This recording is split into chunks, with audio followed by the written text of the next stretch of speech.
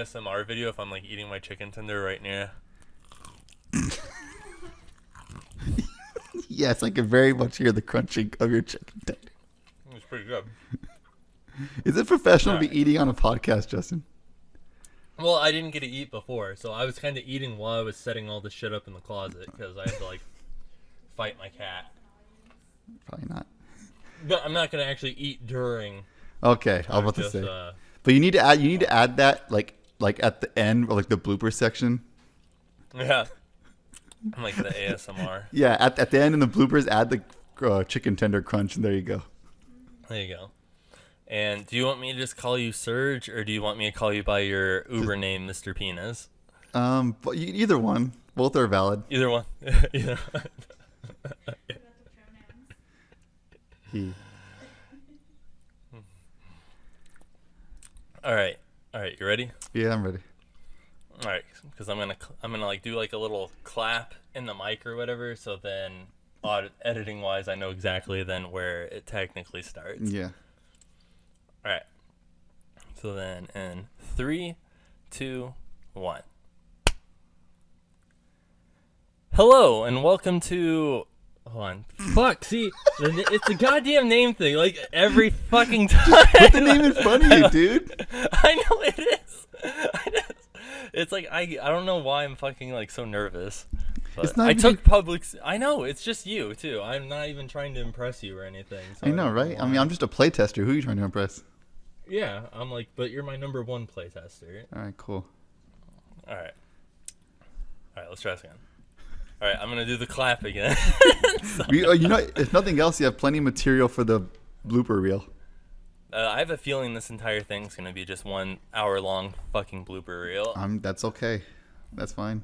All right. 3, 2, 1.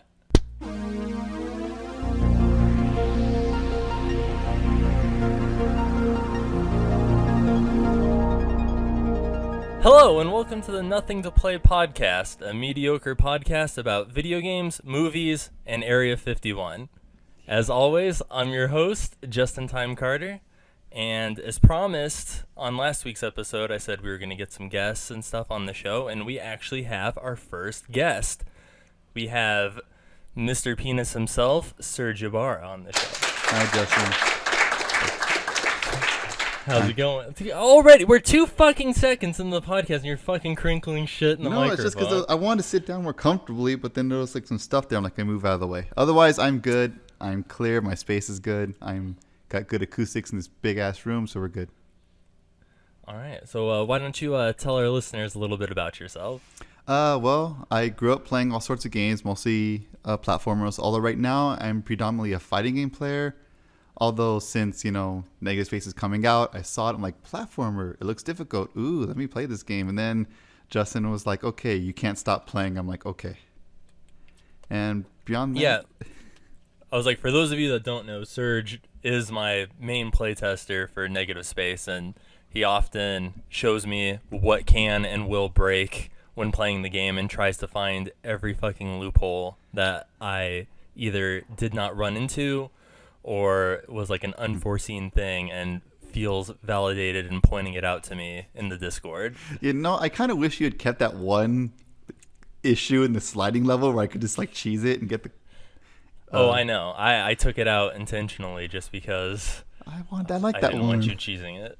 I kept some. I kept some things where you were like, if you change that, I'm gonna be so pissed, and I kept it in just for you. Yeah, so you did keep those, but I really like that one. The one you took out, I really liked, but I'll have to do it the regular way now. So I also saw didn't you go to some fighting game tournament recently? I went to Evo. Oh, it was actually Evo. It was Evo, and I entered BB Tag, and out of 640 people, I got like 49th, so I was in the top. So for our listeners and for me, because I don't know what the fuck that even means. BB Tag is Blaze Blue Cross Tag Battle. It's like Blaze Blue. Okay. Yeah, it's a super anime game. It's like an anime game but Marvel because it has assists and everything. So. Yeah, I've played some like Blaze Blue and like I want to say, was it Guilty Gear? Yeah. It's Guilty Gear 1. Yeah. Yeah. So. But I'm surprised you didn't play.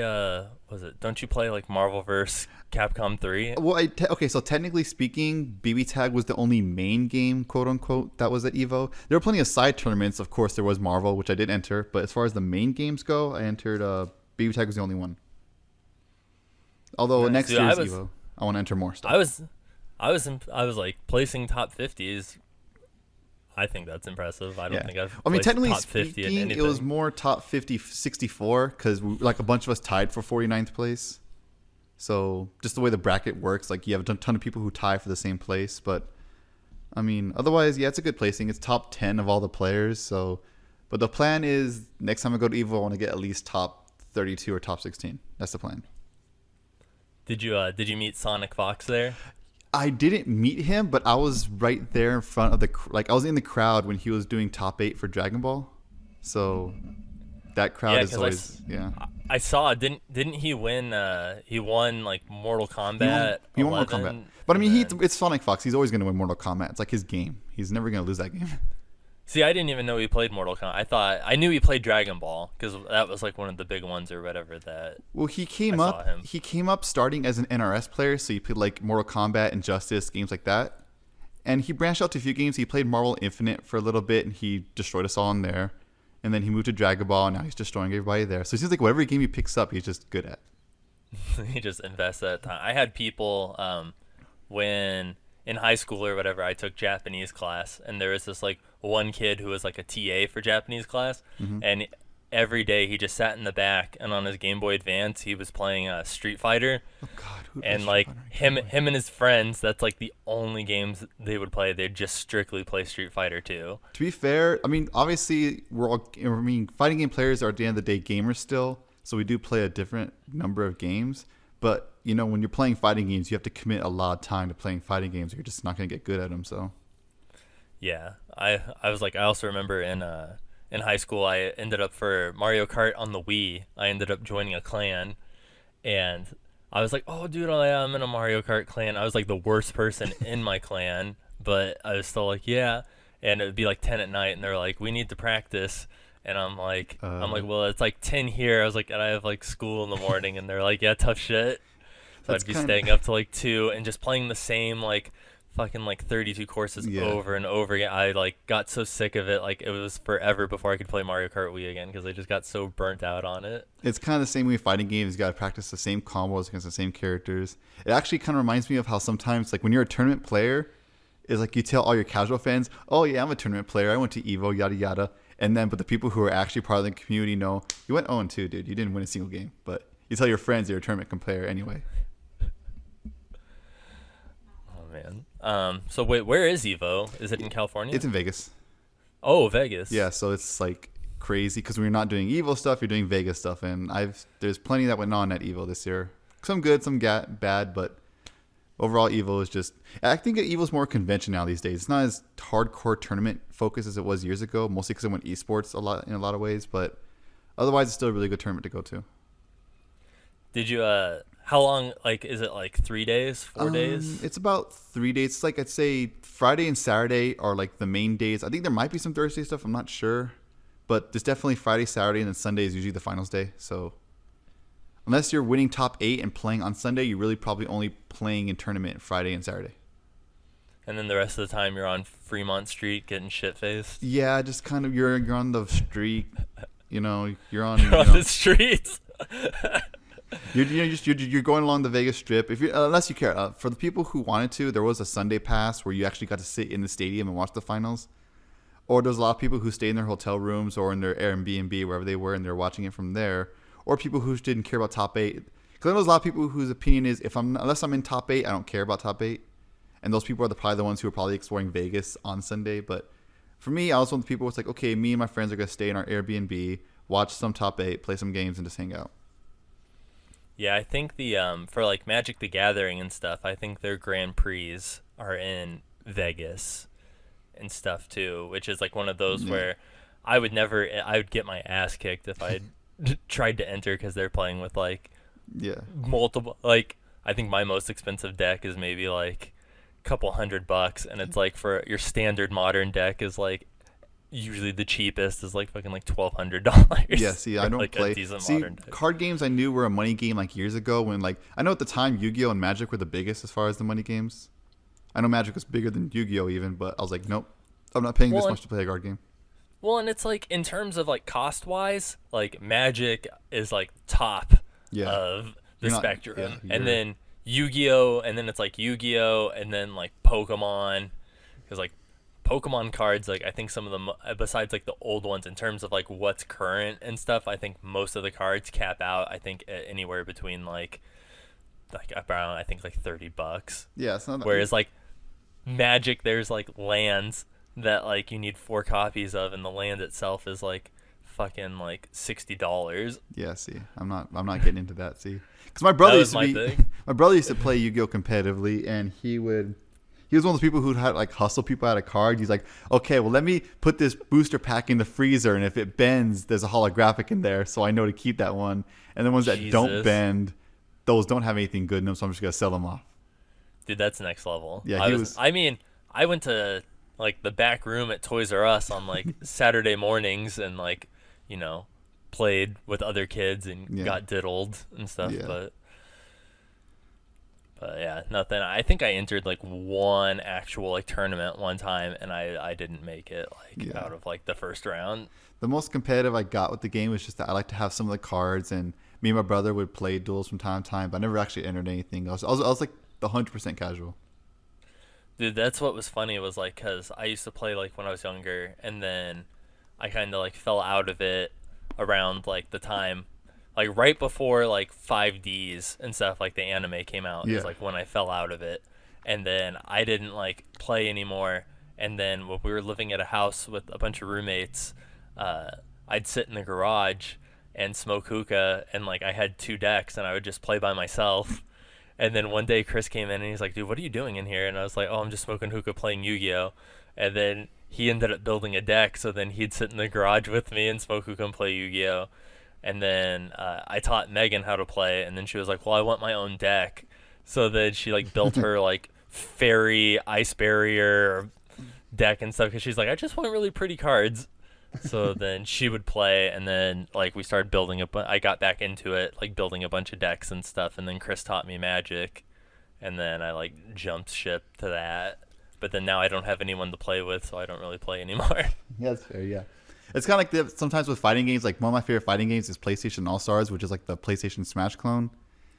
One of my favorite fighting games, but no one really plays it, so it's like, well, I guess I'll just be good at this game by myself. Yeah, I don't think I've ever heard the words PlayStation All Stars and favorite fighting game together in the same sentence. It's not my favorite, sentence. but it's one of my favorites. I think Marvel 3 is probably my favorite. BB Tag right behind it, and then probably PlayStation All Stars 3rd place. Dude, did you ever play Clay Fighter? Oh my god, Nintendo 63 and a third was my shit. I love 63 and a third. Dude, that's like one of those like hidden, like that and like Glover are like 2 of like the hidden like N64 gems. No, for me, of, like games the gems no one's heard of. Clayfire 63 and a third. There was Mischief Makers, which was like amazing, and no one played it. Yeah, see, I've never even heard of Yeah, that. see, Mischief Makers was great. Anyone who knows Mischief Makers knows that it's like a fantastic game, but just no one played it. There's a few others like that were just kind of low key and like I never heard of that game. Oh, try it; it's amazing. Oh man.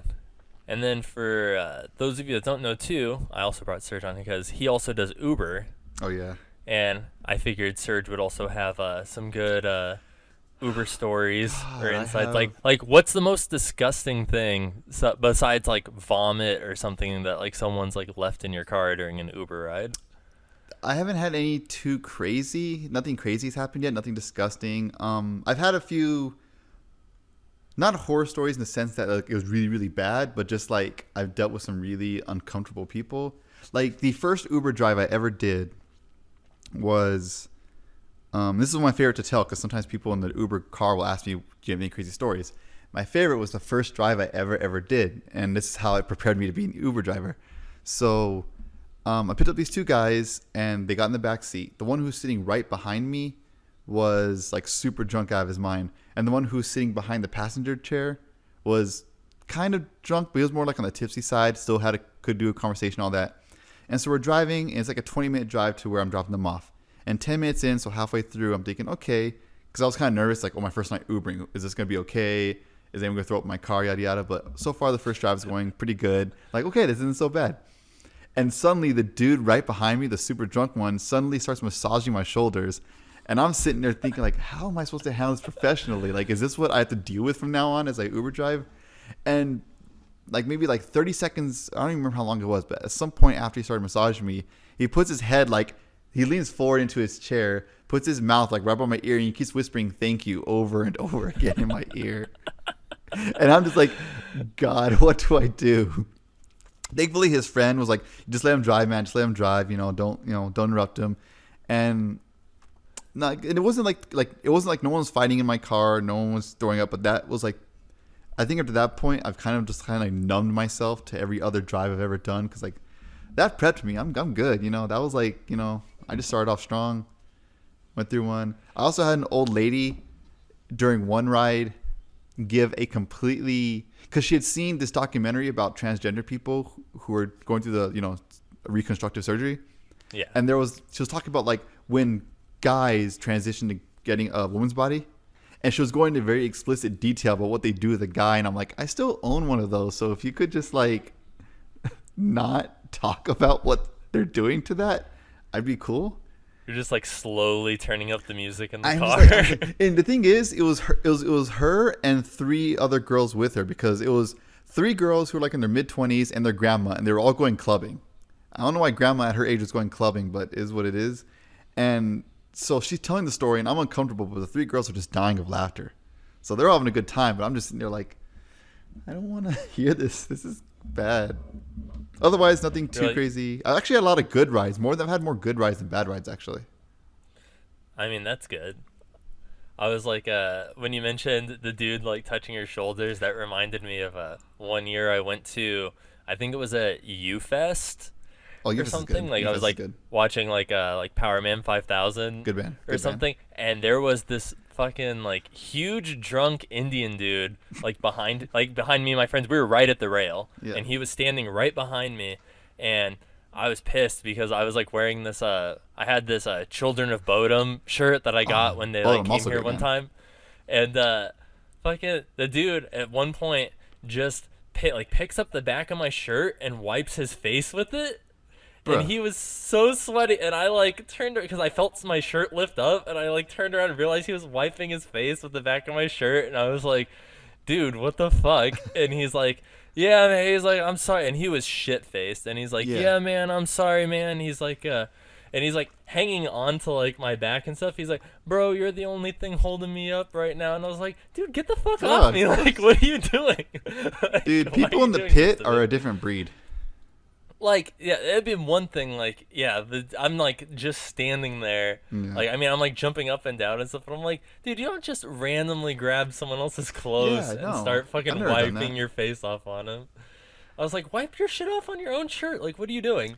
I think the craziest thing that's ever happened to me in a pit is just getting knocked down in a mosh pit, but, like, even that's pretty standard fare in a mosh pit, You're going to get knocked down at some point. Dude, I ended up one year at Warped Tour. I ended up running into my cousin Travis, and it was one of the years where Kill Switch Engage was there. Good band. And they had like 3 different circle pits going on all at once, and then they like formed into just one giant circle pit. And I guess my cousin Travis fell down, and I was like towards the back because I was like, dude, I don't want anywhere near whatever the fuck is going on right now. And him and like his 2 friends ended up coming out, and I ended up seeing him, and he ended up leaving. His like nose was all bloody because I guess he like got elbowed in the face and fell down when they like merged into one giant pit. See, it's funny enough because you're actually really safe when you fall, because usually people will see you and like they'll just stop. That's or they'll pick you up. Like, yeah, like most of like the like mosh pit, like from everything I've seen, like every like death metal show, like whatever, I feel like everyone's always been super nice, and if like someone's fallen or like gotten into the circle pit and didn't want in, they've like helped them get out or pick them up, or if someone lost their shoe or dropped something, they'll like snatch it real quick and get it back to them. Like mosh pit etiquette, I found is definitely a thing. Like there's those 3 big rules that I've seen for mosh pit. Is 1, if someone's fallen down, pick them up. 2, you never actually pull someone into a mosh pit; they have to come in on their own. And 3, at least from the ones I've been to, is just you just never like throw, like you shove, use your shoulder, something like that, but you don't actually try to elbow or punch people. Like, those are the 3 big rules that I've like seen being like enforced whenever it comes to a mosh pit.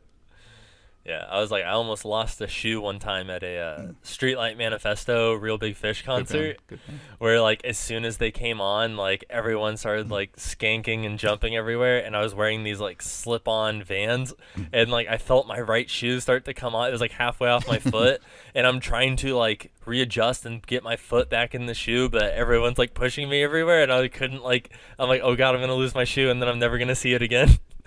But luckily I got it on like right at the last minute when there was like a break in the song, and I was like, oh, thank God. I think one time my brother had his piercing got ripped out in a mosh. God, so that was rough, but I've never had anything that bad. Probably the worst I've ever gotten injury-wise was the time I got knocked down because we were moshing and just running and shoving and all that, and someone hit me like right in the ribs, like good hard hit, and I was like, and I hit me, I went down, I felt like 6 different hands grabbed me and lifted me up off the ground. So I'm like, okay, cool. I'm not on the ground anymore, but now my ribs start like hurting. So I like out of the mosh pit I go. It was the last song of the night, so I wasn't gonna miss out too much. But that was my first and only experience. I've been in a few mosh pits since. I just haven't been knocked down since. I've been more careful after that. Dude, what would you say is the best concert you've ever been to? Oh, that's not even a debate. That's not even a question. It was Rise Against in Hawaii. You went to Hawaii for? Well, okay, so we didn't go there for them. It just so happened that my sister wanted to be there. My sister wanted to get married in Hawaii, so we went there for a week. And it just so happened that the night before we were scheduled to go back to Arizona, Rise Against was playing. But it wasn't a big like venue. Like, you've been to Auction Pavilion, right? Yeah. How it's got like the pit and then the seats in the grassy area behind it, so it's a pretty big venue. Mm-hmm. This was like more like a bar style of venue. Yeah, I've been that's some of my favorite like I've gone to like the Marquee and like what is it, like the Red Room and stuff like that. I would say the size was like maybe somewhere between. Have you been to Yucatán? No. Okay, so it's so I'd say it's probably like, think of the Marquee but just a little bit smaller and with no like upstairs area. Okay. So it's kind of like that, and so I'd say there's maybe like anywhere from like. What was it? I want to say like 100 to 150 people in the crowd. There was no pit because the whole area is just a venue. Yeah. And yeah, those are my favorite. And so what made the concert so good when it wasn't necessarily just that it was Rise Against. Those by 2 reasons. One's biased, one's not. The biased reason was that me and my brother had made like this big sign that said, "We flew from Arizona to see Rise Against." And there was a period during one of the songs where it's like, sometimes like a band will stop in the middle of the song and like chat with the crowd for a bit. Yeah, well, they set up for like the next song and stuff. Like, well, no, it wasn't even between songs. It was the middle of a song, and they're doing like a part where like just. Okay, like where they like wait and. Yeah, like they wait and they'll talk to the band or talk to the crowd for a bit, and that he was doing that, and then me and my brother were holding up our sign like super high, and at one point he points at us and says, He just read our sign basically back to us, and he was like, we're gonna be there like in a week or 2, right? Like in Arizona, and we're like, we'll be there, and it was super cool. But that's okay. So him pointing us out was like the biased reason why it was good, but the unbiased reason why it was probably my favorite concert is because of the crowd. I love Arizona, but our crowds are kind of boring at concerts, especially in the pit, because a lot of them are just kind of like standing there listening, kind of swaying, not really getting energetic. But at that venue, like nobody was sitting still. Everybody was dancing along to the music, getting crazy, going hype. It was just.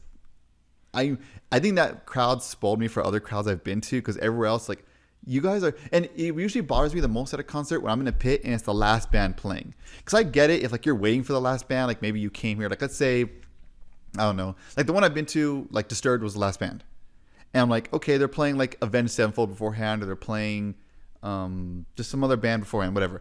And it's like, okay, I get it if you're waiting for Disturbed and you're not super excited for the bands before, and whatever, and you're not getting super crazy, you're saving your energy for Disturbed, I get it. But when it's the last band and you're still not like engaged or jumping around or whatever, it's like, why are you even there? Why are you here? Why are you in the pit? If you're not gonna be, that's what the pit's for. If you're not gonna be energetic, go to like the seats or like the lawn or whatever. But I don't know, I don't get it. Maybe it's an Arizona thing. Maybe if I go to other states it'll be crazier. I don't know. I just know that all the concerts I've been to outside of that Hawaii one are usually like boring with the crowd. Yeah, no, I get what you mean. One of my best ones I think I've ever been to was I went and saw A Day to Remember was the headliner. That's good, man. Along with Bring Me the Horizon, when they actually still did like screamo vocals and stuff before their new stuff. Ollie's like voice. Yeah, before Ollie's voice was like completely destroyed and he couldn't do it anymore. He broke his own voice, so. Yeah.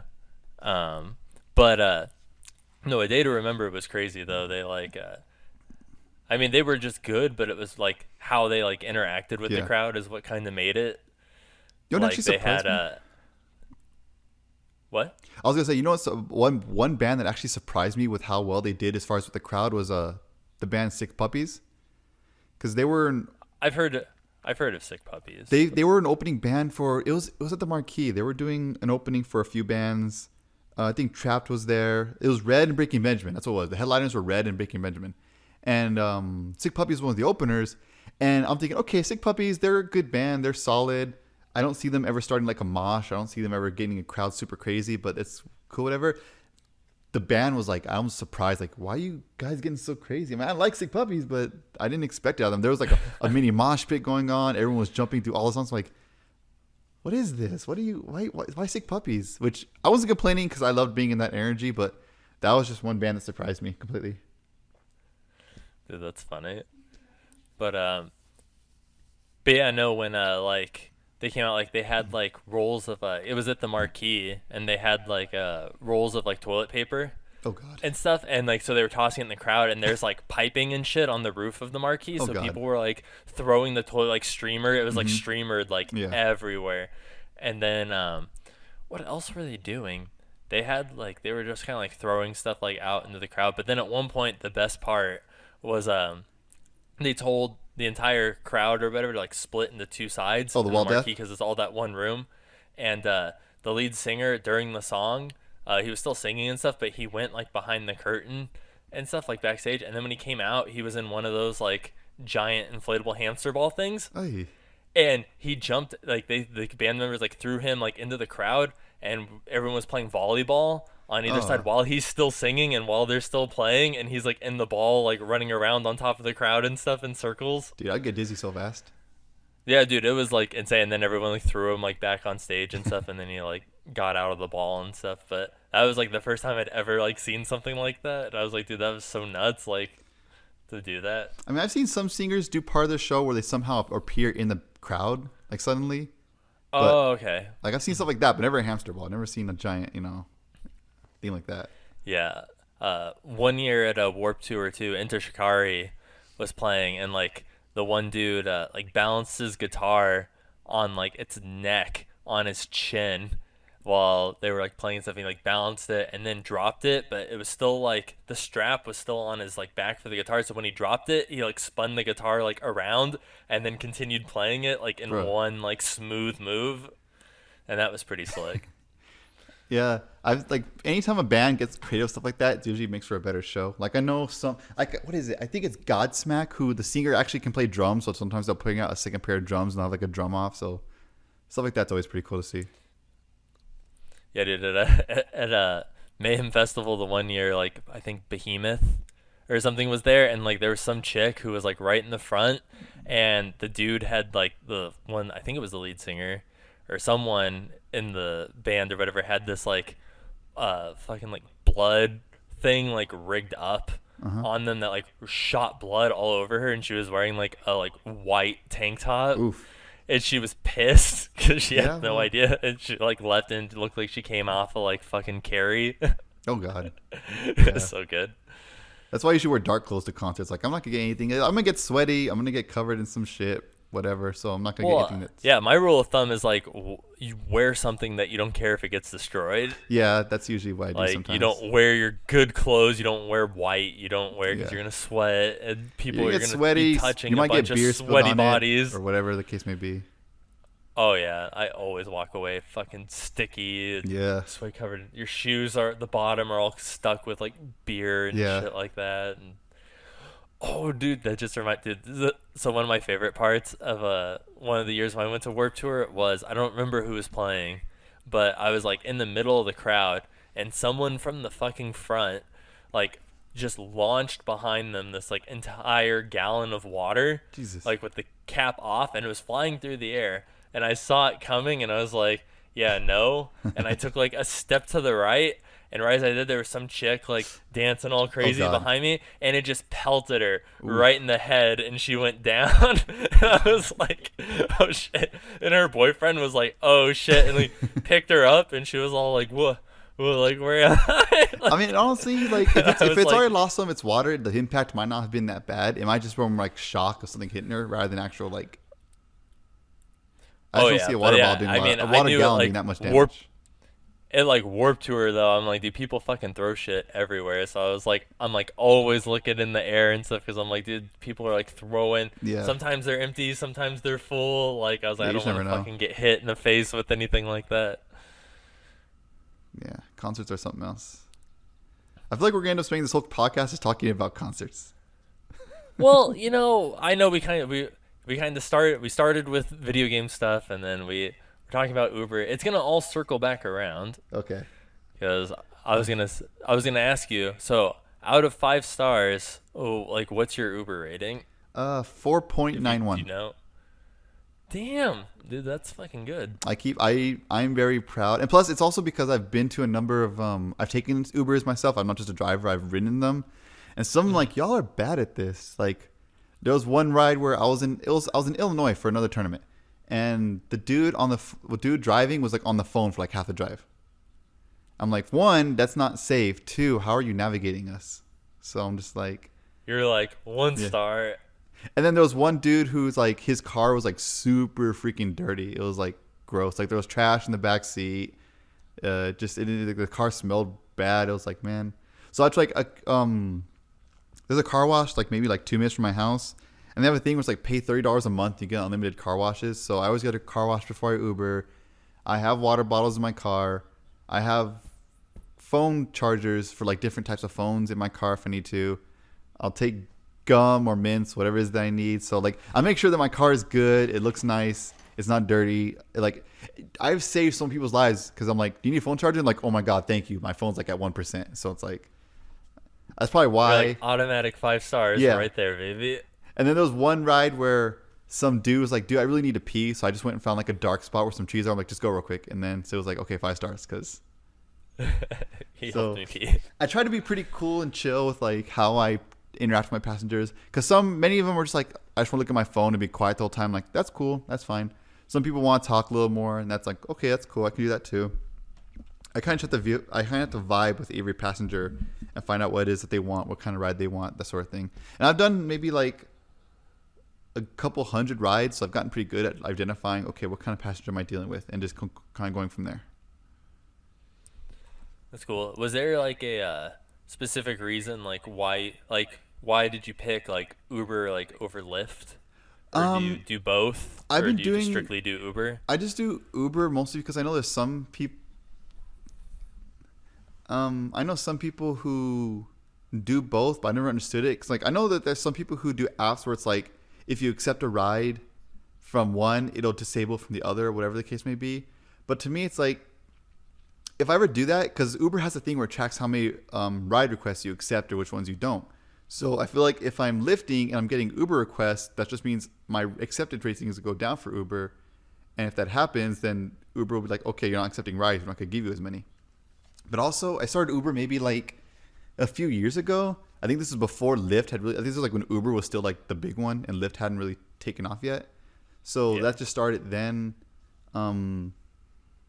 Beyond that, there's not really a particular reason. I haven't really found a reason to use Lyft since I'm Ubering. And Ubering seems to work just fine. You know, I get rides. I, make food deliveries. I do all this stuff. So never really felt a big reason like- to switch. Is like the rates, and do you know if like the rates and stuff between the two are pretty much like identical then in terms of like I don't know on for your sure. end of like what you get? I don't know for sure, but I'd imagine like I know Lyft has a few things where it's like, okay, after you do your first certain number of drives, you get a bonus, that type of thing, and this and that. And Uber's done stuff like that in the past before. Like Uber recently did a thing where it's like, if you do 50 rides in like this month gap or so, like in this 1 month, if you do 50 rides, you're guaranteed 500 because, like, let's say I did 50 rides and I earned like 350 from those 50 rides, Uber would pay me an extra 150. So like they'll do stuff like that I from mean, time that's to pretty time. nice. They do stuff like that from time to time, or like they do a quest where it's like, oh well, if you do a ride in like Central Phoenix, like in downtown Phoenix, if you do a ride there, we'll give you an extra like $2. And every time you do a downtown ride, we'll give you an extra $2. So we'll do stuff like that from time to time. So I know Uber has those things. I don't know what Lyft does. I don't know anything about Lyft other than just another rideshare thing. So do you get more when it's like during like surge pricing and stuff like that? Yeah, but they kind of changed, as far as I'm aware, they kind of changed how it works. Because before it would be like the surge was like a multiplier, like, oh, well, it's like 3 times the rate here or this and that. But it seems like recently what they've done in the surge, quote unquote, areas is that they start you with a higher like fee. Like you're guaranteed it's a $5 start of the drive versus just like how much you make the normal rate. It's like, we're going to add an extra $5 if you start in this area. But of course, the way surges work, you never want to actually, like if you see a surge, don't ever drive towards it, because usually by the time you get there, the Uber drivers who are already in that area have taken all the drives. So like you might as well just like stay where you are and hope that hope that a surge. The only time you ever want to do that is when it's an area you know it's going to be busy, so you go there advanced. Like for example, Mill Ave, it's always busy. Yeah. So I always go there, and that's usually where the fun rides are, but also to be wary because it's also where the drunk people are going to be. So you never know.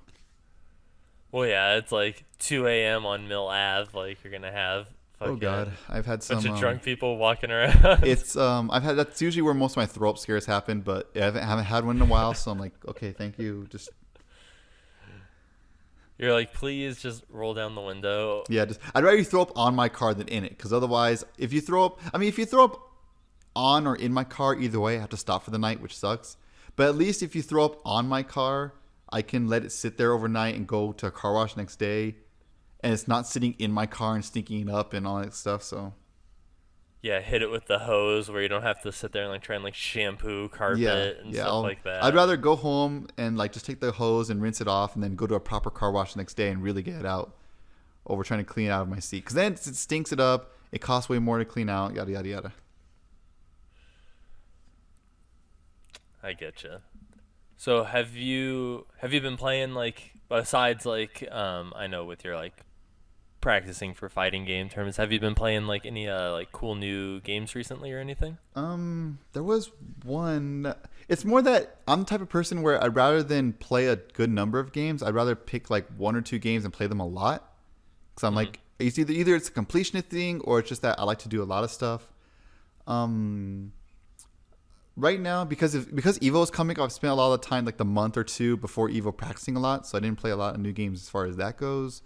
And now that Evo's over, I can kind of take a slight break, which is good, because I know the Zelda Link's Awakening remake is coming out soon. So I'll be all over that. Yes, it is. I'm saving up vacation time right now at work, so that way when FF7 remake comes out, I'm taking a week off to play that. I'm going to... it's very rare that I'll take off time work to play a game, but the 2 that I'm going to do that for right now is FF7 Remake and Breath of the Wild 2. Because when Breath of the Wild 2 comes out, I'm just not going to want to stop playing it. I can already tell. So it's like, just call off work for about a week or so, grind it out. Since it's a new game, I'll probably get a bunch of viewers on Twitch. That'll be cool. And yeah, but otherwise, there's more that there's a bunch of games that came out a while back that they're kind of re-releasing or whatever the case. Like I know maybe like a month or 2, maybe a little longer ago, that the Ace Attorney trilogy came out. I played a little bit of the first one and I liked it, so I'm probably gonna go back and replay it now that it's been ported. I know there's the rumors that the Metroid Prime trilogy was coming to the Switch. I don't remember if that was confirmed or not. If it is, then I'm definitely playing that. So wait, you have a Switch? I have a Switch.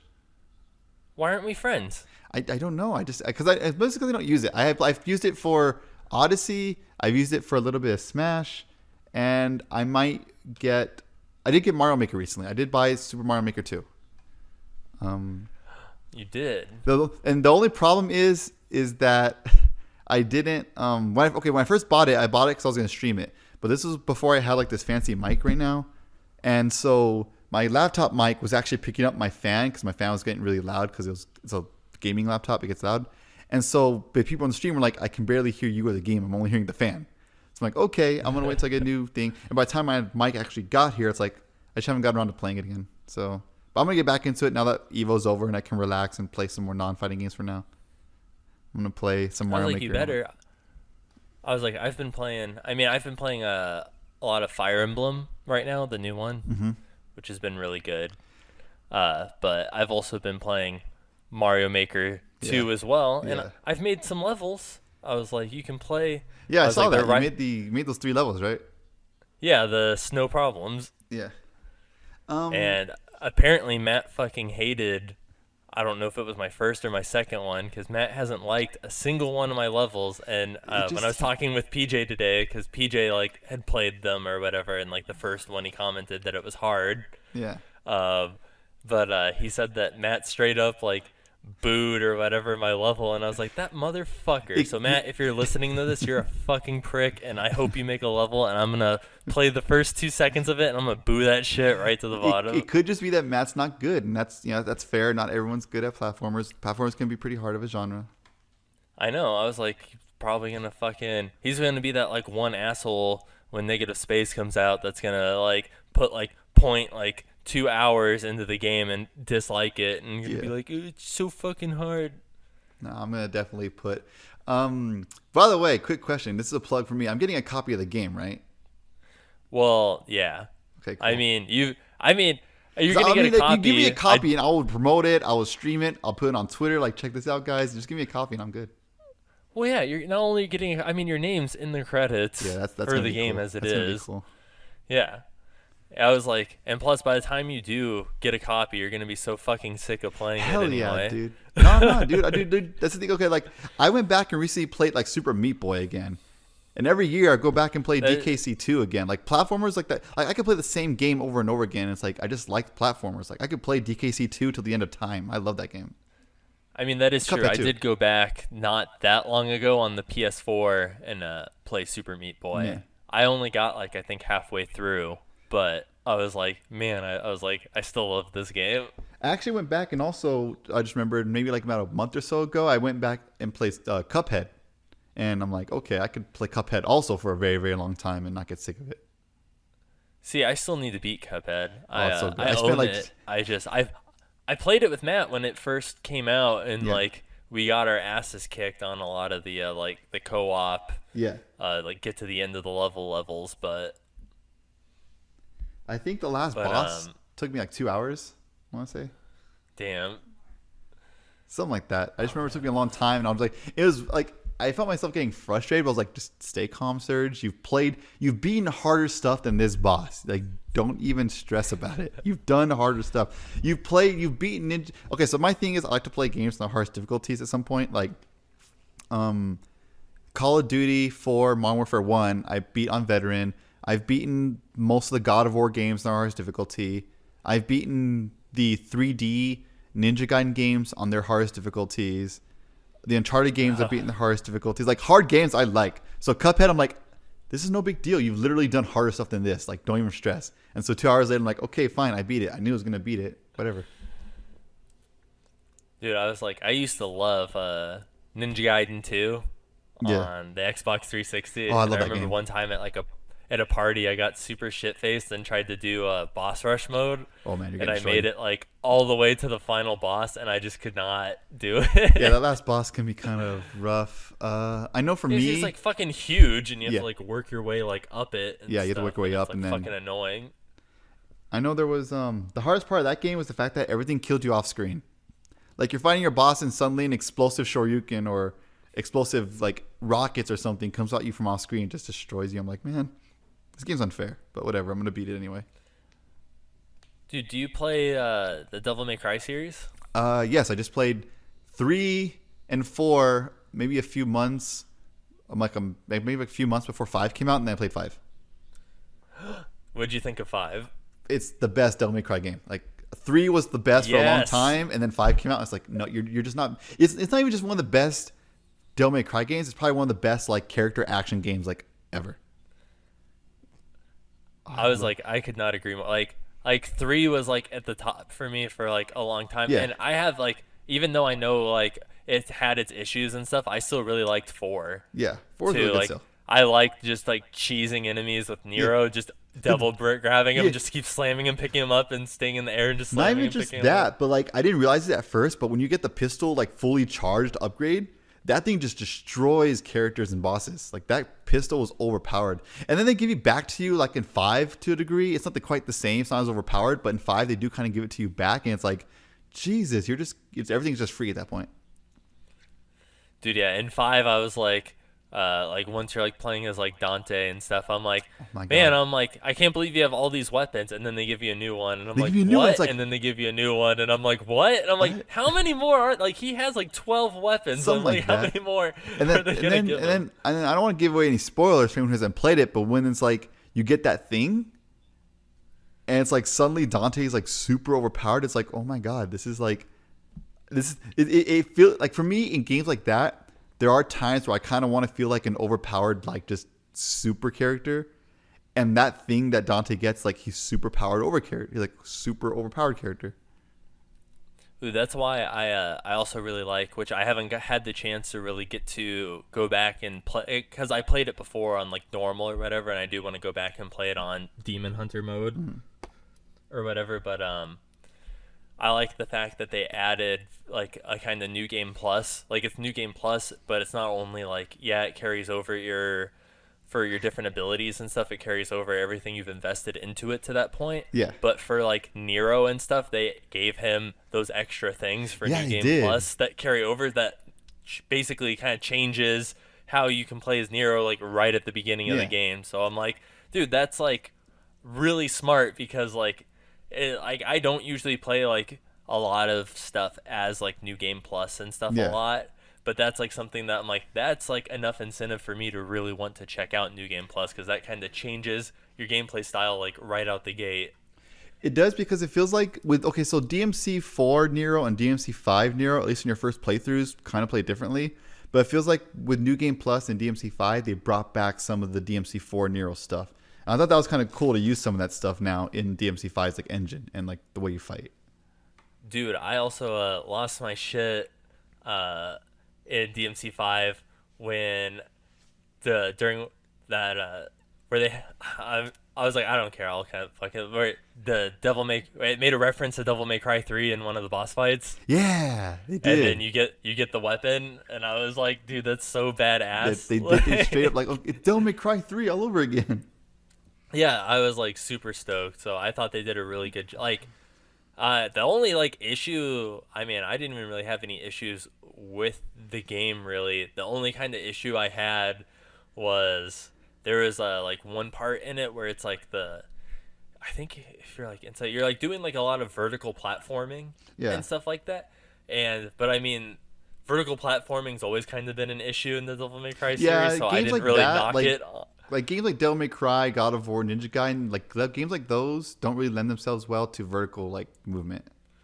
Yeah, like the camera is like always at like a weird kind of Resident Evil angle, and you think Yeah. dude, just like fucking Kingdom Hearts 1.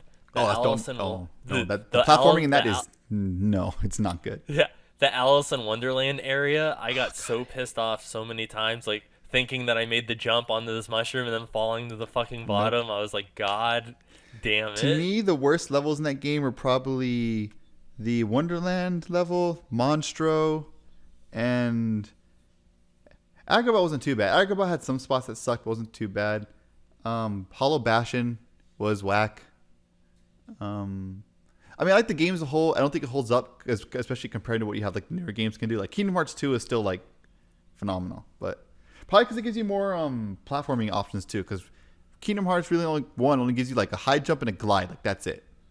But Kingdom Hearts 2 gives you like a double jump, a glide, high jump. There's like other options to move, so it's like Is Kingdom Hearts 2 the one too that they took out the gummy ship? they didn't take out the gummy shit. They made it better.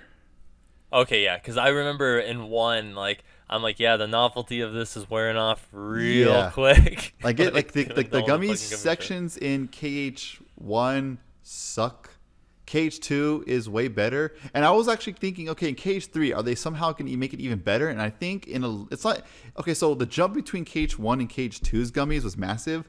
I'd say KH3 was an upgrade, but it wasn't as big an upgrade as it was between 1 and 2. Between 2 and 3, it's not as big an upgrade, but it's still an upgrade, and I think it's actually more fun. See, and like I only ever played I played Kingdom Hearts 1. I never beat 2. Like I played it a little bit. But like Megan loves them, but it's funny, she loves them but she never beats them. Like she was playing 2 right before 3 came out, and I think she got like halfway through it and stopped. And then when she was playing 3, she ended up stopping like right when she got to the Frozen world. To be fair, the Frozen world, it felt like it went on way longer than it should have. I'm like, when is this? I put like, because most Kingdom Hearts levels, if you know what you're doing, you can finish like maybe in like, or if you don't know what you're doing, like say it's your first time playing a level, it might take you about, I don't know, 2-ish hours to beat, right? 2, maybe 3 if it's a long level, right? Me with Kingdom Hearts experience, like I knew what I was doing, it took me like 4 hours, maybe a little longer to beat that level. It just kept going and going. It didn't help that because of the nature of the level, like traversing is kind of slow in some areas. But man, that level went on. Yeah, that was so like long. kind of like that's kind of my thing because like in Kingdom Hearts, there's not like really like a lot of, especially like in like I know for sure like 1 and stuff. There's not really like a lot of strategy per se or whatever to it. It's just kind of like beating hordes of the little Heartless. Are they heart? Okay, they are heartless. I was like, I wanted to make sure I had the lingo right. Yeah, just beating like the waves of heartless until like, I mean, some of the boss fights, you know, have like more strategy kind of to it, but just the general random spawn enemy encounters and stuff, it's more just kind of like mash X. Donald's not gonna heal you. Fuck Donald like, in part 1. What's actually funny is that Cage 2 is not only more spammy with mashing, but it's even more because the magic in Cage 2 is broken. Just use Thunder and Reflect, and like you don't ever need to do anything. Thunder and Reflect like break that game. And I know Magnet to a degree too. Like Magnet, Thunder, and Reflect, like those are your 3 spells. You don't need anything else. And just smash X when you don't have magic. Now the real question is, do you like understand the Kingdom Hearts storyline? You know like, what? The thing is, I think the Kingdom Hearts story being confusing is more a meme at this point. Because if you actually, I think part of what makes it confusing is that there was a huge gap between all the games. Like, because you have to make 1, then you have to make 2, and then you have to make all the spin-offs. And it didn't help that they're all on different consoles. So if you didn't have a different console, you had to like watch a Let's Play or read a synopsis or whatever the case may be. But I think now that they're all on one console, because you can buy all of them on PS4 right now. I think if you play them all back to back in like the order that they were like, if you, some people say play it in chronological order. I'm saying play it in original order because it does keep some of like the plot points like some things will surprise you the way they should. Some things will be introduced and understood the way you should. But I think if you actually just watch and pay attention, it's not that confusing. There's only like one game that I think is confusing. That's the Dream Drop Distance. That's the only game where you might get confused. Because that's where they really start introducing like some like crazy BS. But otherwise, I do understand the story. I don't think it's that complicated if you pay attention. Was Dream Drop Distance the one on 3DS? Yes. Or no, was that Birth by Sleep? Birth by Sleep was originally on PSP. Oh, okay, yeah, that was the PSP one. I was like, I lose track, and then you get into the REX 2.0 Knuckles remix. Yeah, it does get confusing, especially when they do stuff like that. But otherwise, it's like I said, if you pay attention, it's honestly not that confusing. It's just I think the fact that it's gone on for so long has made it into a meme, I think. Yeah, I mean, I get like the underlying like plot of it and stuff. It's more just kind of like in the finer details of like who people are and like what they like represent and like their storylines and stuff. I think like it's like this character's Sora, this is Sora, this is also Sora but not Sora, and this is another form of Sora, and it's like it sounds like when you could explain it that way it's confusing, but if you've been paying attention to the games as things go, then I think it's actually more confusing when someone tries to explain it than if you just play the game yourself. Yeah, like anytime like, because it's like I loosely get it, but then it's like when I see like someone who kind like also understands the storyline explaining it to someone who doesn't understand the storyline, I imagine kind of what it sounds like if you were to like to be like, all right, I'm gonna explain Dragon Ball Z from the Saiyan saga to the Buu saga to you never watching an episode of Dragon Ball Z, and then be like, what the fuck are you even talking about right now? So it's like it'd be like in Dragon Ball, it's like, okay, this is a Super Saiyan, this is Super Saiyan 2, which is like an upgraded Saiyan, and this is like Ultra Instinct, and it's like it only happens when you like it only happened because Goku got hit with the Spirit Bomb. It's like, what are you talking about? Yeah, you're like, and then he died, and then he came back, and then he died, and then he came back to Earth, but he's technically still dead. Yeah, and so like any show can be confusing to explain if you explain it the wrong way. I think the problem is because there's so much story in Kingdom Hearts that if you try to condense it, it just inherently is going to become confusing. Like, it's not confusing if you actually play the games and pay attention. They do introduce a lot of information, but it's a slow process they do it. So you have time to process it and understand it. So if you just play the games, you're going to get it. And pay attention, of course, you know.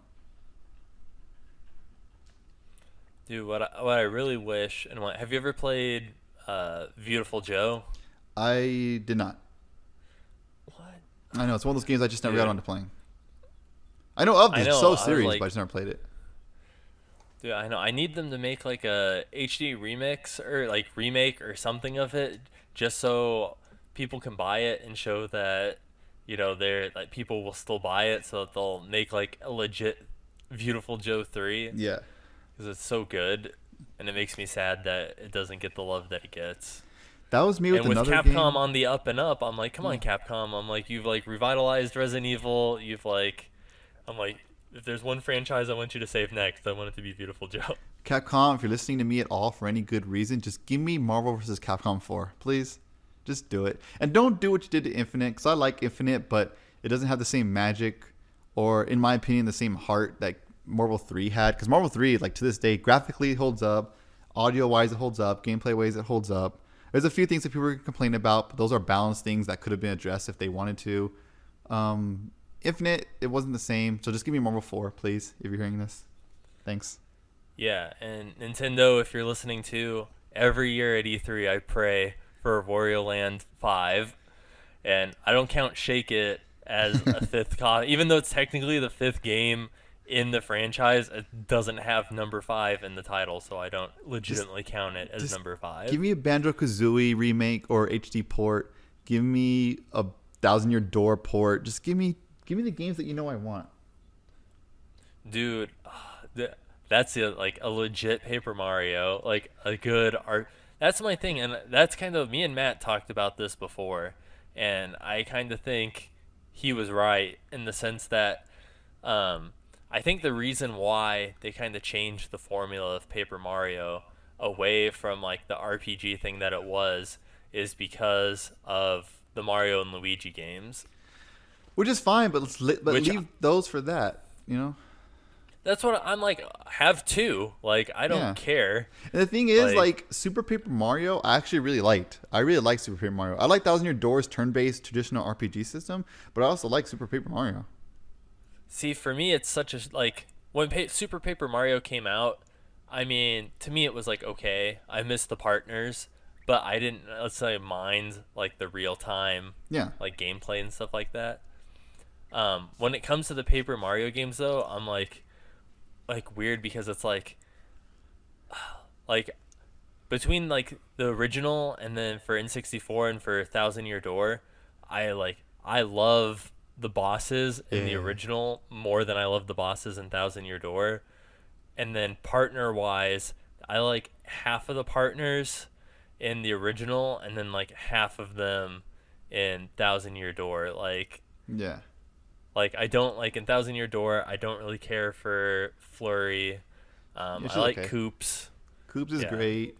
I like the Captain Bob-omb dude is cool.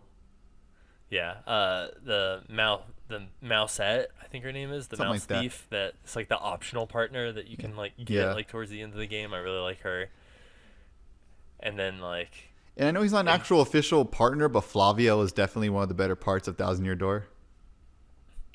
That is true, and I like I liked the Lakitu and stuff in the original, like the Goomba and like Koopa partners in the original like weren't like, I mean, they were okay. It's just they didn't really have like any super personality or anything. I think the Thousand Year Door ones, their like backstory and stuff, they gave them a little more like personality, and like having like Koops, like I think it was his dad or something, like dead in the dungeon and stuff like that was like sad. And then Goombella, she's like with you the whole game, so she gets a little bit of development here and there for that reason. It's like Goombella is definitely one of my favorite partners. Overall, more like her character design's a lot more interesting to look at than just putting a blue hat on a Goomba and calling it a day. But it's like when I think of like the bosses and stuff, though, it's like in the original Paper Mario, it's like you got like the invincible Tubba Blubba. And you have, goddamn, I mean, you have, like, the piranha plants on, like, the Yoshi Island. and stuff, which is cool. And what's actually interesting is that between all the games, I actually really like Super Paper Mario's plot the most. oh, the plot for Super Paper Mario? I really like that one the most, actually. I mean, yeah, I can see that. Like, I mean, the first one doesn't really. The first one to have a super. I think. Yeah, I want to say super. I feel like the original Paper Mario was like your standard Mario game, but made into like that format of gameplay. You know, Thousand Year Door is where it really started to be like its own like thing. Yeah, where they expanded on like the paper mechanics and stuff, and kind of opened the world to like, oh well, you can't go here until you can turn sideways, and then like they added like more badges and more kind of like little extra stuff for you to like run around and do. I don't know. There's just something about the way that I think it's because I feel like Super Paper Mario was a little bit more like plot, because I feel like where Thousand Year Door shined was the gameplay, and Super Paper Mario didn't have as like the gameplay wasn't as solid. It was still good, it's not as good as Thousand Year Door. It just had a better plot, at least to me. Yeah, did you ever play Sticker Star on the 3DS? I played it a little bit, and I wasn't as big on it. I didn't even finish it. 'Cause I'm I like, mean, this everyone.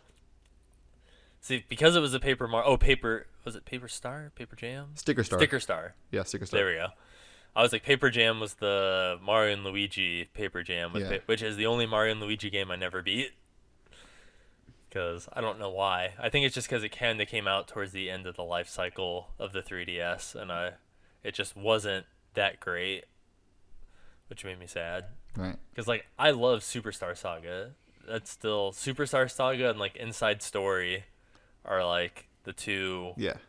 And then I saw someone on Twitter the other day say that they said Partners in Time was the best Mario and Luigi, and I was like, get the fuck out. Like, I'm like, that's a hot take that I want no part of. No, get that out of my face. Yeah, those are good times. I might replay Thousand Year Door again sometime in the future. I just need to get, because I still have a Wii, so I can still play Thousand Year Door. Yeah, I just went and replayed it not that long ago, like earlier this year. Mm-hmm. I went and I replayed it, and it was a lot of fun. I also went and I was replaying the original GameCube Animal Crossing. That's old school. Yeah, which I have a soft spot. Even though I have like the Wii one, like the City Folk and stuff, I'm just like, man, I'm like, there's something about just the original one that I just have like so much nostalgia for, and I'm like super pumped for the Switch one. I know recently I also went back and replayed Breath of the Wild, because Breath of the Wild is just amazing. Dude, I like, it upsets me so much when I hear, like, I know people have like their opinions on it and stuff, and some people, like, I know Matt's one of those people where he's like, well, it would have been better if they had like actual dungeons or whatever, but it's like, I like the shrine, like, it was like different, and I like the fact that there was like, in some of the puzzles and stuff, there wasn't one set way of going about it. You could like cheese some parts and get through it. There were some shrines that definitely cheesed in a few ways. Oh yeah, there was some where it's like, I don't feel like this is the intended way to do this, but this is the only way I can figure it out how to do it, so this is what I'm gonna do. There's really only 3 things that I would gripe about Breath of the Wild, and neither of them like broke the game for me. None of them was like deal breaker for me. One was that I do kind of wish the dungeons, because there's really only 4, and I do kind of wish that they were expanded on a little bit more. I know that the shrines have like little puzzles, but it does feel nice to have one giant like shrine, like dungeon to go through. So I kind of wish that part. 2, because I went back after I played the game a few times, I rewatched the original like reveal trailer, and the reveal trailer, they made like the story to seem like it was like this really cool thing. But when after I played the game, it's like, I appreciate the story, but it wasn't as like crazy cool as I thought it'd be. As like, grand as they like the trailer made the story like seem like it's like, oh, this would be so cool. We've got Zelda crying. It's like, oh my god, what's going on? Yeah. So I was like, I was so pumped for it, and it's like the story was cool and all, but it wasn't as cool as I thought it'd be. And the other third thing that was my gripe was the rain. Oh, slipping on the walls and stuff. Like, nothing is worse than when you're like halfway climbing up a mountain and it starts to rain. And it's like, no. I guess I'm either gonna run out of stamina or just something. So I mean, again, that's like the smallest thing. I'm only kind of like playfully complaining about that, but there are times where it's like, man, Why is it raining right now? Dude, that's my like give and take on the rain is like when it's raining, like climbing's like such a bitch and I hate it. Yeah. But at the same time, one of my favorite things to do when it was like raining and thunderstorm was to take a metal sword and throw it at like a group of moblins and just blow them all to shit. But see, that's more a lightning thing. Like the lightning thing I could play around with, and that's always fun. But the rain by itself, it's just like you're not doing anything for me right now. I mean, it's cool if they have rain as like a weather thing, but when it takes away from my climbing, it's like, man. Puts out your fire. It puts out my fire. Oh my god, why? I hate that. Don't put out my fire. Dude, because like when I played through Breath of the Wild, I didn't collect all of the little Deku seeds, but I did do all the shrines, and like the most annoying one to me was one where it was like it was like outside, and it's like you had to be like it's one of those where you had to stand on like the platform or whatever to like open the door, and it's like you had to stand on it like during a blood moon at this like naked, specific time.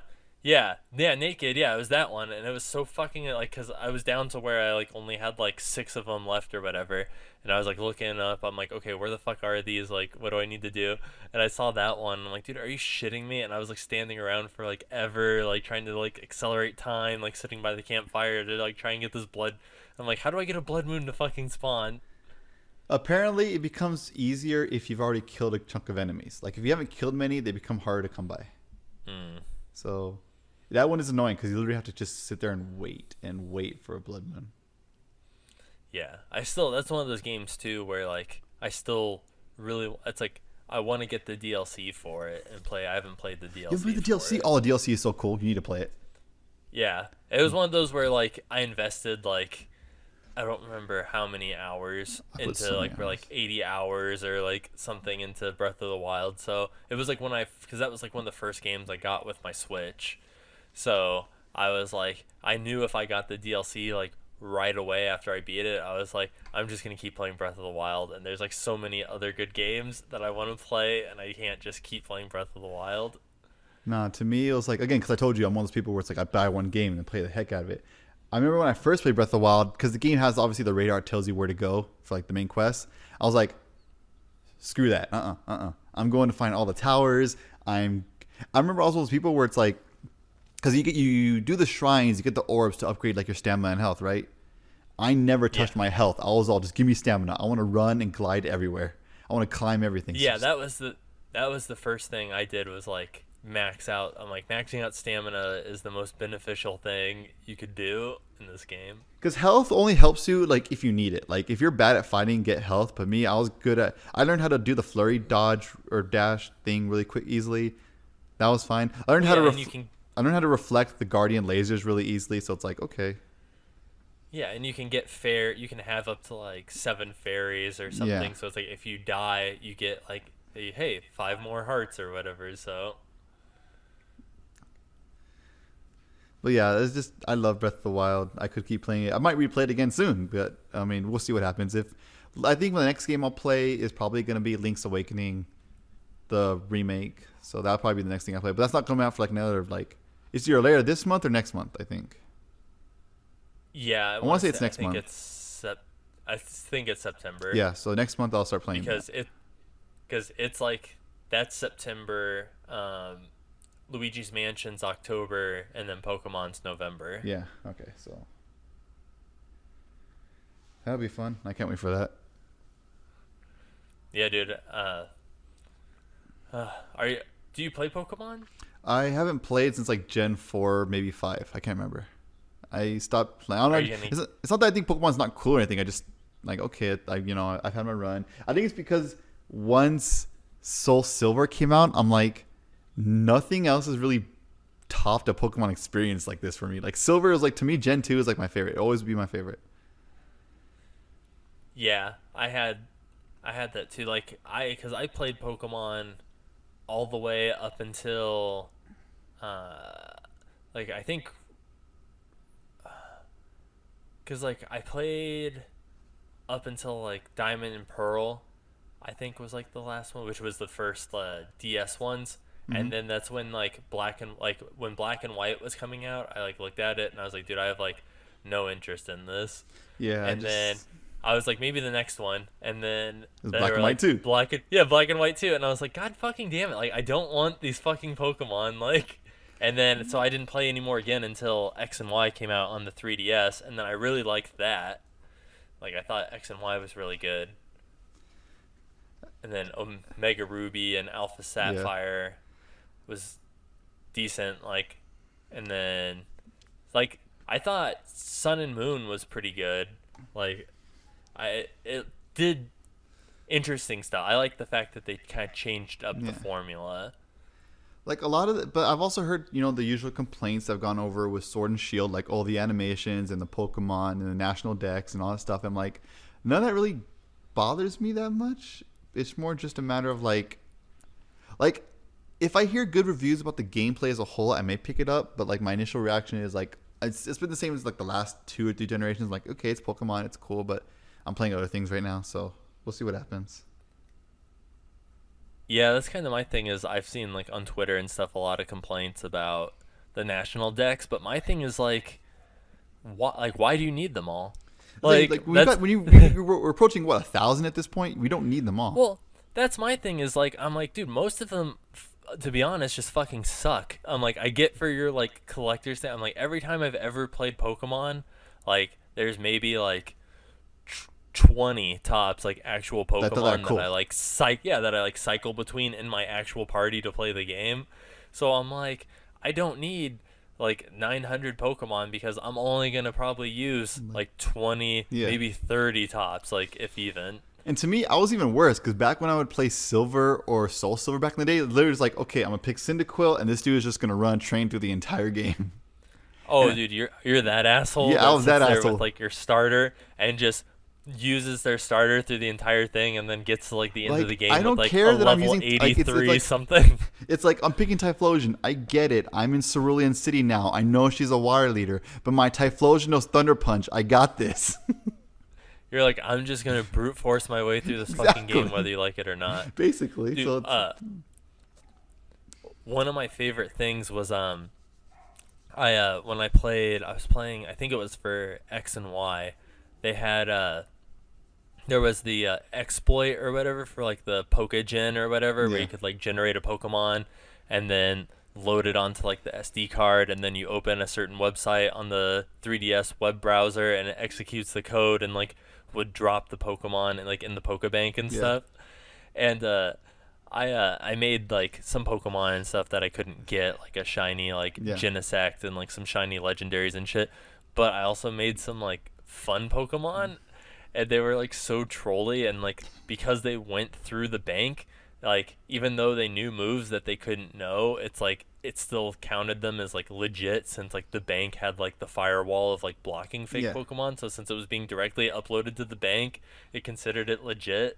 And I had this shiny Machamp that one of Machamp's like abilities was that its moves can never miss, but it can also like it'll always get hit by every attack. Like it can never like be missed. Yeah. And its 4 attacks I gave it were like Fissure, Ice, whatever, all the moves that basically instant KO, and they can never miss. So it was like, and I just jacked up like his agility and speed and like buffed all his like stats and stuff. So it was like he would always go turn 1 and always insta kill. I mean, you don't even need buff stats. Literally, you just need like upped accuracy, up speed, those 4 moves, and that's it. You don't need defense because nothing's ever hitting you. Well, yeah, exactly. But it was so funny. And then I think it's like the pre-evolution of Chansey or whatever, Blissey. No, Blissey's the evolved form. Oh, I can't remember what the baby form is. I know it's in the Chansey family, but it like has like the most health out of like any Pokemon. So like I made like one of her and then gave her transform, so it can transform into like your Pokemon, but it's like a healthier, better version of your Pokemon. Man, Pokemon's a nut game. I remember the most glitchy thing I've ever did was back in Pokemon Silver days, where there was the exploit where you could like clone your Pokemon along with any items they were holding. Oh yeah. So I would always clone like a bunch of legendaries, a bunch of Master Balls, a bunch of like gold nuggets and stuff like that. And it's like, well, I'm rich and I've got like 20 Lugias and 20 Ho-Ohs and all that good stuff. One of my favorite things that I did was before when I can't remember. I think it was before X was coming out and stuff. I was like getting ready for it, and like I have like one of the old school Nintendo DS's, the gray one, and it has like a R4 card. That's old. It stuff's so yeah. So I had like Heart Gold and Soul Silver and like Diamond, Pearl, and like all of that shit. Like I had the NDS ROMs loaded on it, and it had like cheat codes that you could just like preload into the game. Yeah. And so I did like where you could like walk through solid walls and shit. And so I like cheated the game and would like I'm like I don't need to teach anybody any HMs or anything, and would just like walk through areas where you needed cut or strength or whatever. Yeah. And like to get to like the like event places and stuff, like the islands and stuff like that, I could just walk across the water, and like I would pull up a map of like the game so I could see where I was going, because I would literally like go off screen into the darkness where there was no sprites, no anything, and just walk through darkness on the map until I eventually like walked my way to like the event islands and stuff to catch the legendaries that you couldn't get.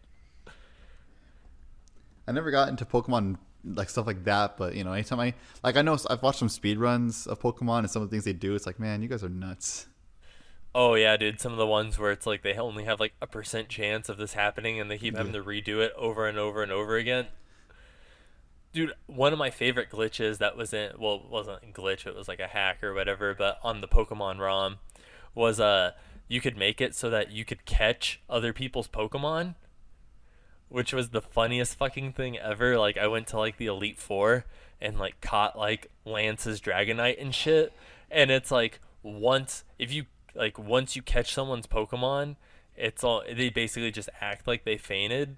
But one of the funniest things is like if you go through and catch like their entire party of Pokemon, it like doesn't register that like it's not like they like do like the "oh, you beat me" whatever dialogue, because it doesn't trigger that. But it's like they don't know how to react because they don't know where their Pokemon went, and it's like it didn't faint, but it doesn't exist. So it's like after you catch them all, the trainer kind of slides onto the screen like there would be dialogue, but nothing happens, and it just sits there for like 5 seconds in silence, and then like whites out, and then it's like and then it acts like you beat them in a battle. Well, that's so easy way of doing it. So it's like they're like stunned in silence that you just caught all their Pokemon, and then they're like, all right, well, I guess that's it. I guess I'm not a Pokemon trainer anymore. Yeah, they're like, well, I guess you're the head of the Elite Four, kid. Good job.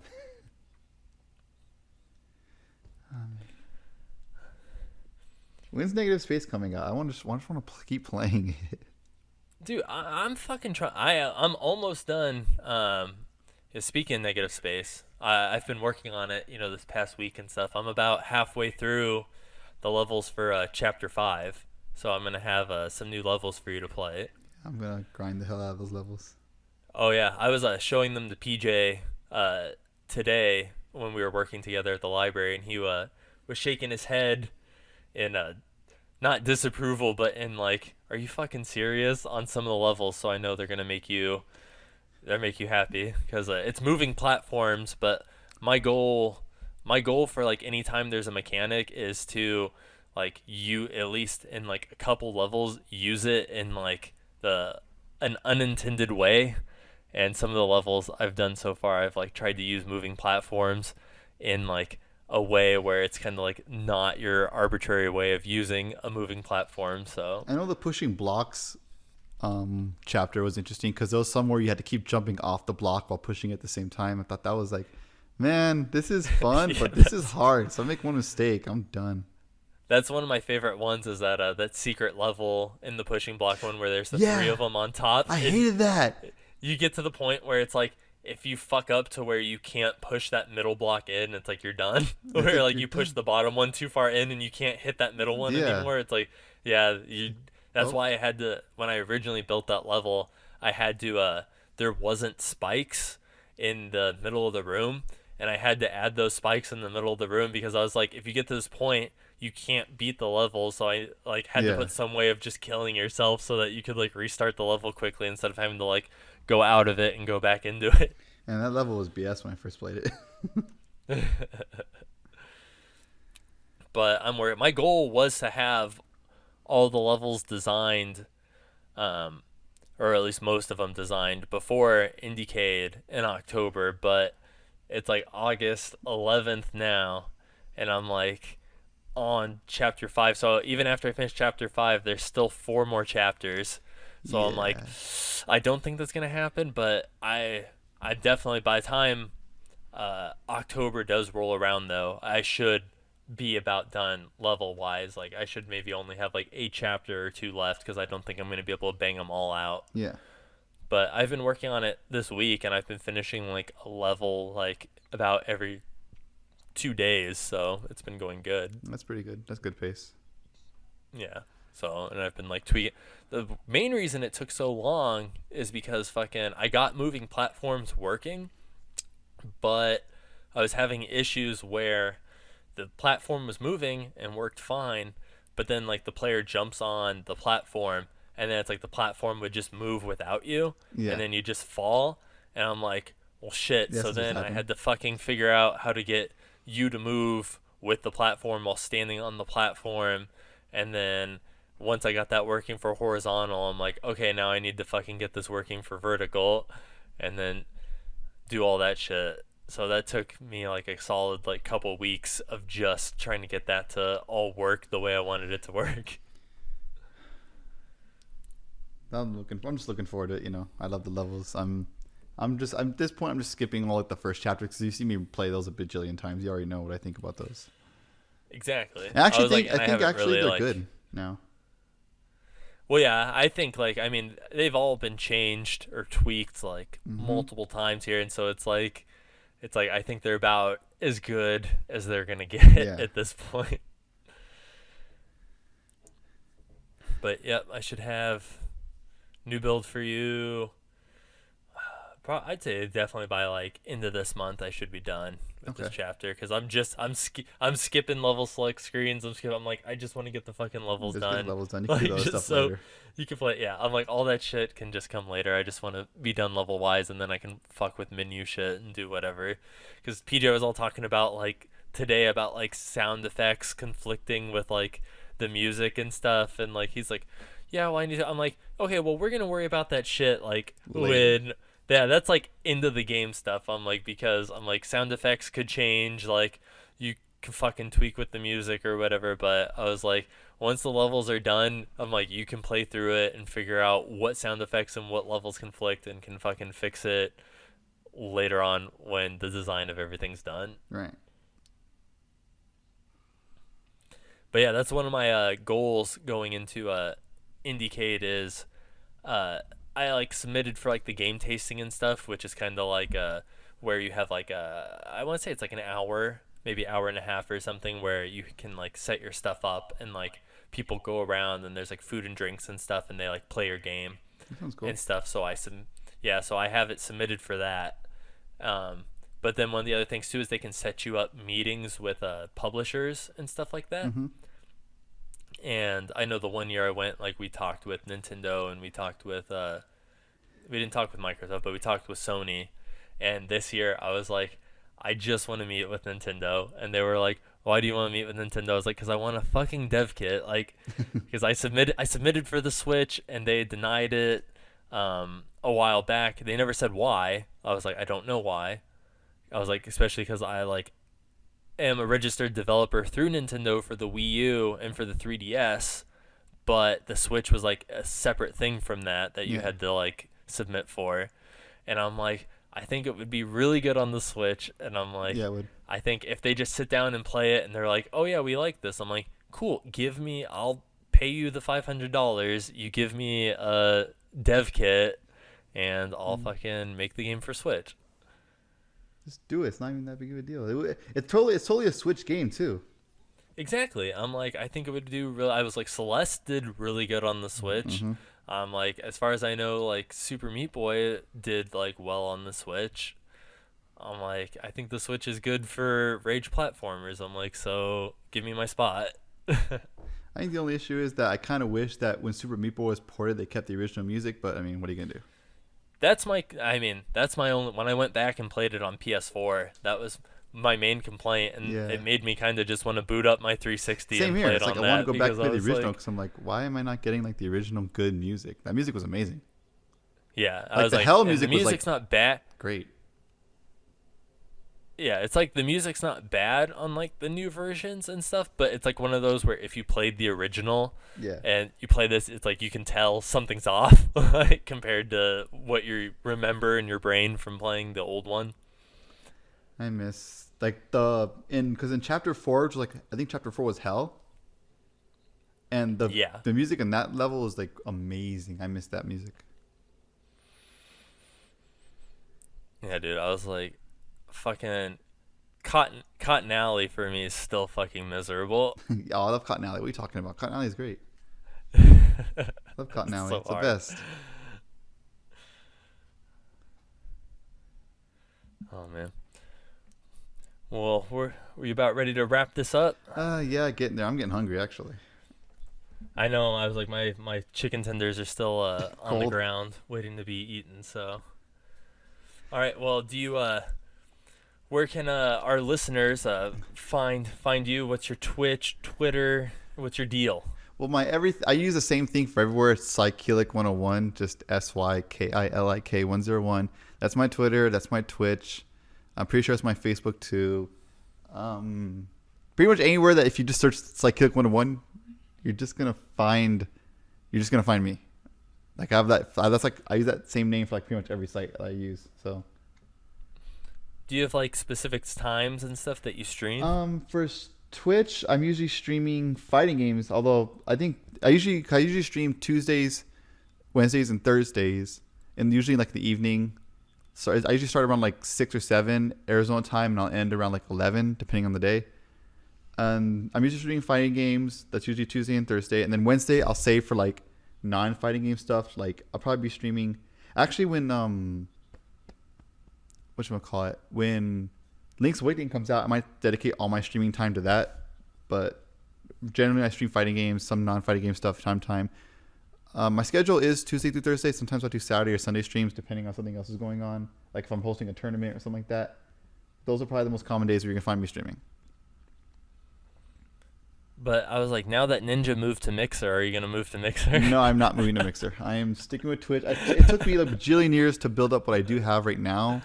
Because I've been streaming for like 3 months, and I've already worked to build what I have on it. So I'm not mixing a Mixer. I like Twitch. Twitch has been pretty cool to me so far. I wish they would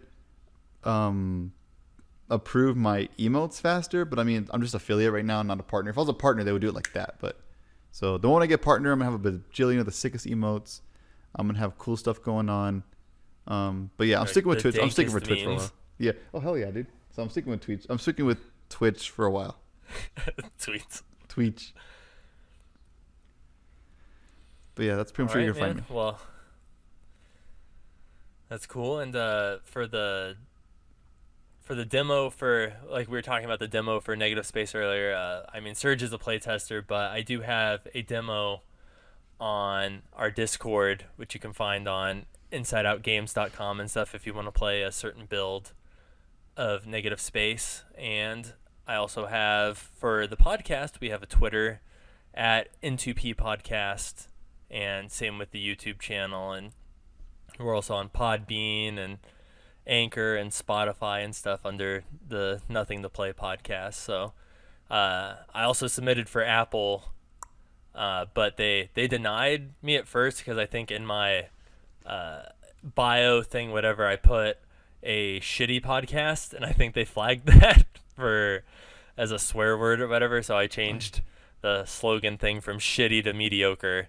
So it's been almost a week though, so I'm like, will you just fucking approve? Like, I'm like, everywhere else accepted it as shitty. Google Play Music accepted it as shitty. Spotify, like, nowhere else had an issue with it. So I was like, fucking privileged Apple would fucking have a hissy over that. So, but it was great having you on though, and I definitely want to have you on as a guest again later. Yeah, I'll be back after Negative Space is out, so I can talk to you and complain like, "Oh, this level is this level is that. Why did you do this? Why did you chase them?" And then maybe by then I'll have won a tournament and I can brag about that. Actually, I did win my local, so that's cool. But I haven't won like an actual official tournament, so working on that.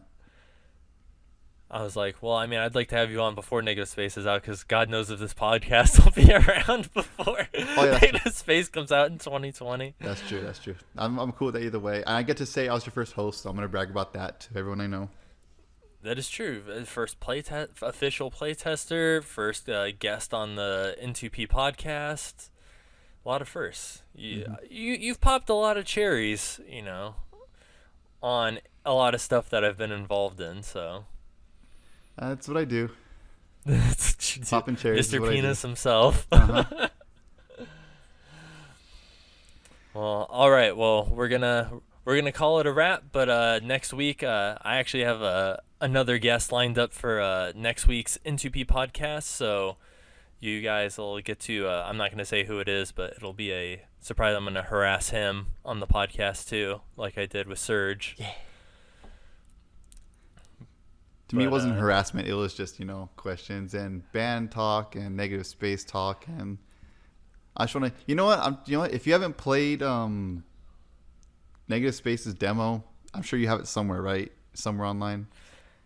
Yeah, I have it on itch.io and on GameJolt, and I have a link to it on, like I said, if you go to InsideOutGames.com or whatever, I have a link to our Discord. There's also a link on the Twitter for Inside Out Games and stuff to the Discord, where there's a link to the Google Drive with the demo on it. Just go play it. It's a fun game. Well, I appreciate it, Serge, and I appreciate you. Yeah, I appreciate you and your game too. All right. And that's a wrap, motherfuckers.